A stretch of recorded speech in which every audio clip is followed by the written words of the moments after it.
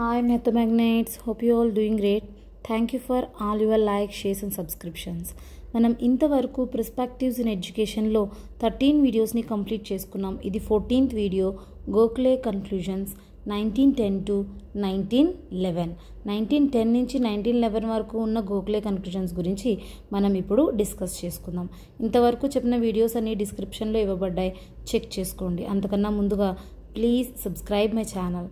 Okay, ఇప్పుడు మనం Gokhale conclusions గురించి చెప్పుకుందాం. ఓకే, ఈ మొత్తం గోఖలే కన్క్లూజన్స్లో 1910 నుంచి 1911 వరకు చెప్పుకుందాం. First point 1905 to 1920. ఇంతవరకు మన ఇండియాలో జరిగిన మూమెంట్స్ ఏమిటి అంటే కనుక స్వదేశీ మూమెంట్స్ అన్నమాట. అంటే విదేశీ వస్తువుల యొక్క బహిష్కరణ జరిగింది. Next point Japanese model of education ప్రవేశపెట్టాలి అని ఇక్కడ ఉన్న వాళ్ళ అందరూ కూడా చెప్పడం జరిగింది. కానీ బ్రిటిష్ వాళ్ళు మనకి జపనీస్ మోడల్ ఆఫ్ ఎడ్యుకేషన్ని తీసుకురాలేదు. ఇక్కడ ఉన్నవాళ్ళు వాళ్ళ అభిప్రాయాన్ని చెప్పారు, కానీ వాళ్ళు మాత్రం దాన్ని తీసుకొని రాలేదన్నమాట. నెక్స్ట్ ఇదే టైంలో అక్కడ కల్కత్తాలో national colleges and technological colleges అంటే ఐఐటి కాలేజెస్ అన్నమాట ఫామ్ అవ్వడం జరిగింది. అదే సేమ్ టైంలో ఇండియన్ లాంగ్వేజెస్ అంటే సేమ్ టైంలో మన ఇండియన్ లాంగ్వేజెస్ని తీసుకుని కొన్ని గురుకులాస్ని అక్కడ ఫామ్ అవ్వడం కూడా జరిగిందనమాట. ఓకే, అక్కడ ఇండియన్ లాంగ్వేజెస్ అంటే మన లాంగ్వేజెస్ని తీసుకుని అక్కడ కొన్ని గురుకులాస్ని ఫామ్ చేశారు. ఓకే, నెక్స్ట్ పాయింట్ ఇది చాలా ఇంపార్టెంట్ వన్. ఇక్కడ ఇయర్ అండ్ డేట్ని మనం గుర్తుపెట్టుకోవాలి. 1910 మార్చ్ 18న గోపాలకృష్ణ గోఖలేని ఇంపీరియల్ లెజిస్లేటివ్ కౌన్సిల్లో ఒక మెంబర్గా ఏర్పాటు చేయడం జరిగింది అన్నమాట. ఇలా ఏర్పడిన తర్వాత మన ఇండియన్ ఎడ్యుకేషన్కి సంబంధించిన అంటే మెయిన్గా ప్రైమరీ ఎడ్యుకేషన్కి సంబంధించి ఆయన ఇక్కడ 2 బిల్స్ని ఏర్పాటు చేయడం జరిగింది. గోపాలకృష్ణ గోఖలే మన ఇండియన్ ఎడ్యుకేషన్కి సంబంధించి మెయిన్గా ప్రైమరీ ఎడ్యుకేషన్కి సంబంధించి 2 బిల్స్ని ఏర్పాటు చేశారు. అవి 1910 మార్చ్ అండ్ 1911 మార్చ్. మనం ఇప్పుడు ఒక్కొక్క దాని గురించి వివరంగా తెలుసుకుందాం. 1910 బిల్. ఈ బిల్లో ఏమని చెప్పారంటే కనుక 6 to 10 years, ఇది బాగా గుర్తుపెట్టుకోవాలి. 6 to 10 years ఇంపార్టెంట్ వన్ అన్నమాట. ఓకే, ఇక్కడ 6 to 10 years ఉన్న చిల్డ్రన్స్కి ఫ్రీ అండ్ కంపల్సరీ ప్రైమరీ ఎడ్యుకేషన్ని అందించాలి అని గోపాలకృష్ణ గోఖలే బ్రిటిష్ వాళ్ళకి ప్రపోజ్ చేయడం జరిగింది అన్నమాట.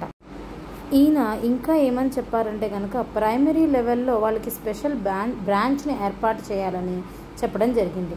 ఆ స్పెషల్ బ్రాంచ్కి ఒక స్పెషల్ సెక్రటరీని ఏర్పాటు చేయండి అని ఇక్కడ ఈయన ప్రపోజ్ చేశారనమాట బ్రిటిష్ వాళ్ళకి. Okay, next point state and సెంట్రల్కి వాటి రేషియో ఎలా ఉండాలి అని అంటే కనుక 1:2 రేషియోలో ఉండాలి. అంటే ప్రైమరీ ఎడ్యుకేషన్ ఎక్స్పెన్సివ్ రేషియో అనమాట. ఇది స్టేట్ అండ్ సెంట్రల్కి 1:2 రేషియోలో ఉంటుంది అని కూడా ఇక్కడ చెప్పడం జరిగింది. అంటే ఎక్స్పెన్సివ్ అంటే వాళ్ళ ఖర్చులు ఏవైతే ఉన్నాయో వాటి రేషియో అనమాట. ఇది ప్రైమరీ ఎడ్యుకేషన్కి సంబంధించిన ఖర్చుల యొక్క రేషియోని 1:2గా చెప్పడం జరిగింది. Next one 1911 bill. 1911 March 16th, ఇది కూడా ఇయర్ మనం గుర్తుపెట్టుకోవాలి. ఈ 1910లో ఇచ్చిన బిల్ని బ్రిటిష్ వాళ్ళు ఏమాత్రం పట్టించుకోలేదు. సో ఈయన సెకండ్ టైం ట్రై చేశారనమాట. 1911 బిల్ని ఏర్పాటు చేశారు.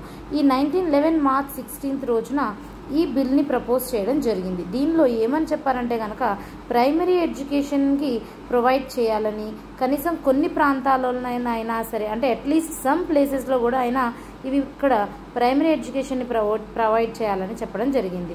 6 to 10 years ఉన్న పిల్లలు ఎవరైతే ఎడ్యుకేషన్ నేర్చుకోవట్లేదో, ఎవరైతే స్కూల్స్కి వెళ్ళట్లేదో వాళ్ళ పేరెంట్స్కి పనిష్మెంట్ ఇవ్వాలి అని చెప్పడం జరిగింది. ఇక్కడ ఇంకొకటి 1930 న్యూ ఎడ్యుకేషన్ పాలసీని ఇంట్రడ్యూస్ చేశారనమాట. దీని గురించి మనం వీడియో ఎండింగ్లో చెప్పుకుందాం.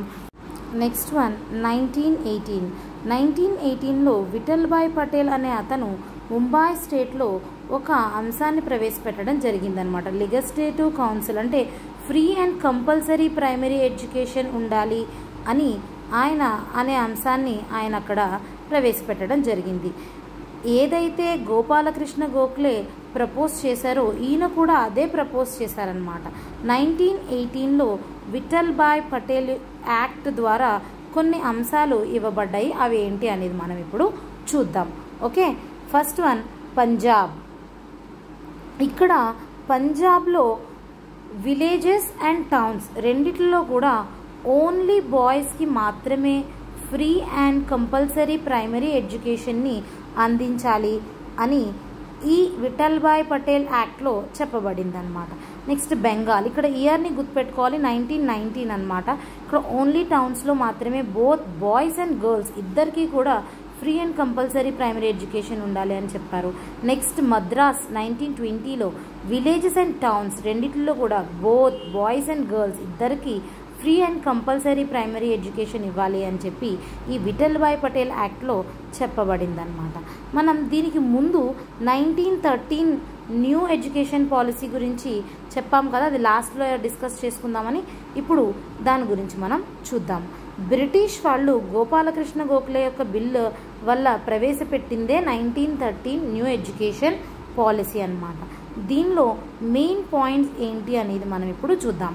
First one pre primary education ఇవ్వాలి అని చెప్పి చెప్పడం జరిగింది. Next upper primary schools in need areas, అంటే అప్పర్ ప్రైమరీ స్కూల్స్ని ఏర్పాటు చేయమని, అంటే కొన్ని ఇక్కడ అవసరమైన చోట్ల ఏర్పాటు చేయమని చెప్పడం జరిగింది. లోకల్ బోర్డ్ ఆఫ్ ఎడ్యుకేషన్ని ఏర్పాటు చేయాలి, అంటే ఎంఈఓ ఆఫీసెస్, డిఓ ఆఫీసెస్ ఉంటాయి కదా, అట్లాంటివి చేయాలని ప్రవేశపెట్టాలని చెప్పడం జరిగింది. ఎడ్యుకేషన్ కరిక్యులమ్స్ విలేజెస్ అండ్ టౌన్స్లో వేరువేరుగా ఉండాలని చెప్పడం జరిగింది. టీచర్స్ మంచి క్వాలిటీ ట్రైనింగ్ ఉన్న టీచర్స్ని తీసుకోవాలని, లోకల్ లాంగ్వేజెస్లో గ్రిప్ ఉన్న టీచర్స్ని మనం తీసుకోవాలని చెప్పడం జరిగింది. ఇంకొకటి ఉమెన్ ఎడ్యుకేషన్ సపోర్ట్, అంటే ఉమెన్ ఎడ్యుకేషన్కి బాగా ఇక్కడ సపోర్ట్ చేశారు. అలాగే టీచర్ స్టూడెంట్ రేషియో 1:30 ఆర్ 1:40లో ఉండాలి. ఏదో ఒకటే కంపల్సరీ చెప్పలేదు, 1:30 ఆర్ 1:40లో ఉండాలి అని చెప్పడం జరిగింది అనమాట. ఇదంతా 1913 న్యూ ఎడ్యుకేషన్ పాలసీ. మొత్తం ఈ వీడియోలో మనం గోఖలే యొక్క కన్క్లూజన్స్ చూసాము 1910 to 1911. ఈ వీడియో మీకు యూస్ఫుల్ అయినట్లయితే కనుక please like, share and subscribe my channel. Thank you for watching this video. Thank you so much.